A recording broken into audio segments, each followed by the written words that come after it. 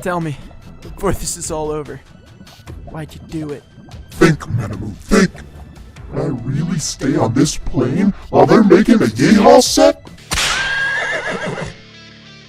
Why Mayor McCheese? Wait, Mayor McCheese? I killed everyone else. Who killed Mayor McCheese?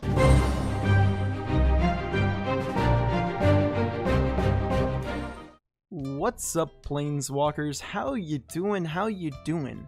We finished Murders at Karlov Manor today with my favorite of the precon commanders, Mirko, Obsessive Theorist, a DIMIR, and one colorless 1/3 Vampire Detective. Whenever you surveil, put a +1/+1 counter on Mirko, Obsessive Theorist. At the beginning of your end step, you may return target creature card with power less than Mirko's from your graveyard to the battlefield with a finality counter on it. So a reanimation stick that gets bigger when we throw stuff in the graveyard. Pretty hard to mess this one up. So we'll take this easy to abuse commander so that we can outvalue the table. But there is a cat in the bag. You see, I've omitted a certain strategy from this deck. Any cards that remove counters were included. In my experience, bringing a creature back once was usually all you needed. While it is cute to remove the finality counter, it's unnecessary.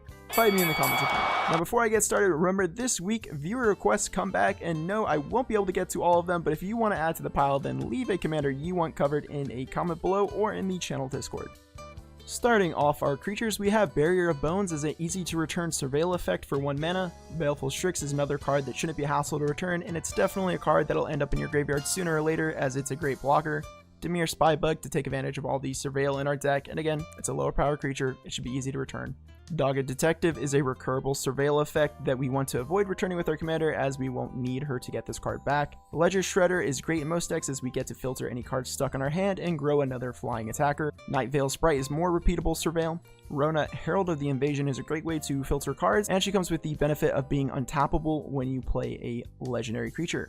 Sinister Starfish, you guessed it, more repeatable surveil attached to an easy to return body. Master of Death, and oh, would you look at that, more surveil attached to a recurable creature, but this time don't use your commander. Unshakable Tail is a great card advantage piece that'll generate us a lot of clues, and we can even give up a clue to bring this card back from the dead if we need it. DIMIR Strand Catcher gives us big surveils, and if we attack enough players we get an extra card as well. Evil Twin, which acts as some slow removal, but hey, we gotta copy one of the creatures, and what's great about this card is it's 0 power, so no surveilling for our commander, and we can still just bring it back. Phyrexian Metamorph to copy any creature or artifact, and again, this is another 0 power creature. Ravenous Chupacabra for some removal that we can repeat with our commander. Solemn Simulacrum for the ramp and card, and do I even need to say at this point, it's another low power creature that's easy to return. Spark Double is a 0 mana clone that lets us copy legendary creatures like our commander or even a planeswalker. Starving Revenant, which yes, it does have 4 power, but the surveil trigger with the added cards and effect is too good to pass on.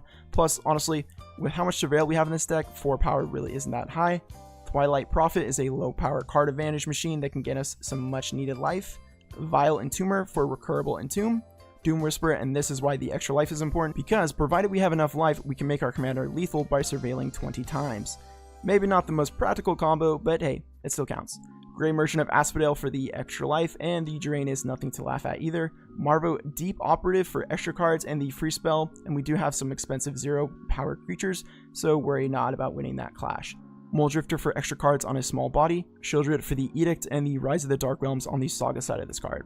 And 8 cards is really not that big of an ask. Shriek Maul for even more recurable removal, although this does have some restrictions unlike the Chupacabra. Often Soldier for an expensive mana 0 power creature that clones legendaries, and it has Myriad. It practically does it all for us, so don't sleep on it. Hexavus, now I know I told you there was no way to remove counters, but well, I lied. This card is just too good to pass up. Not only can we remove finality counters from other creatures, it's a 6/6 flyer that we can have out as soon as turn 3. Agent of Treachery, which only has 2 power, and what better way to show your opponents a lesson about sharing than stealing their favorite thing. And keep in mind, we have a clone with Myriad, so there's a lot of nasty stuff we can do. Eye of Dustmantle, which turns our surveils into pure card advantage, and as long as we have the life, we won't need mana to cast the spells that we milled. Shieldred Whispering 1, because no reanimation strategy is complete without it, and remember, it's your obligation as a DIMIR player to make the Voltron player scoop. Threefold Thunder Hulk, which is a rock to build an empire on. It is a 0 power creature that ETBs and gets counters, makes tokens. Not to mention any extra clues we have or tokens themselves grow it when we sacrifice them. Then we can swing and make even more tokens equal to its power. And finally, we have my favorite thing to reanimate. It is Archon of Cruelty, which is a 6/6 flyer that has a cruel ultimatum on ETB or swing, and usually a few swings is all it takes to make an enemy for life.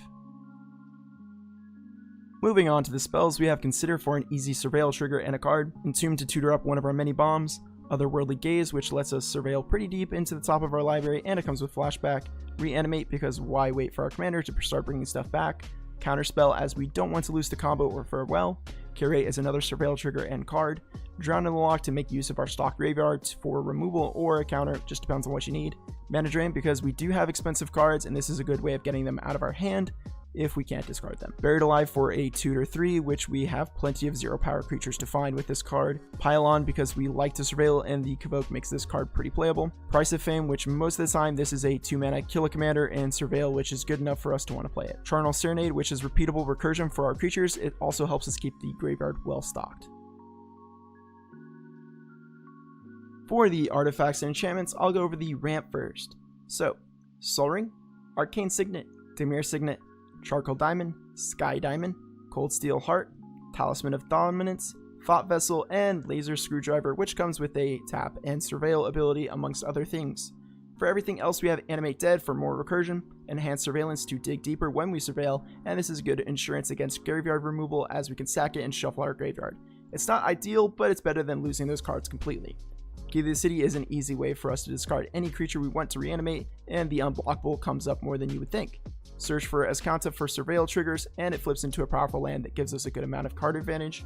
Criminal Past is an easy way to buff our commander's power without surveilling. Strionic Resonator to double any of the many triggers we have in the deck, but namely our commanders. Phyrexian Arena to keep the cards coming, and Virtue of Persistence for the repeatable revives, and the spell side of this card kills a lot of different things. The Grim Captain's Locker for more surveil, and of course, we can actually use it to give our creatures escape from the graveyard, so that is very useful if we want to get a bunch of stuff out. So, for the mana base, feel free to copy the one in the deck list found in the description of this video. My land recommendation, of course, is the new surveil land, Undercity Sewers, as it is fetchable, and any kind of surveilling we can get from our lands is welcome. For the combo section, there is technically a combo, but it requires a lot of life and some luck. All we need is Doom Whisperer and our commander, both cards on the battlefield, and we'll need to be able to swing with our commander and no flying blockers for our opponent. As long as we can activate Doom Whisperer 20 times, that is 40 life, we can give our commander enough power to one-shot a player out of the game. That'll be all for today's video, and let me know how I did or tell me about your favorite DIMIR card in the comments below. Subscribe to let me sleep at night, and I'll see you in the next video. Peace.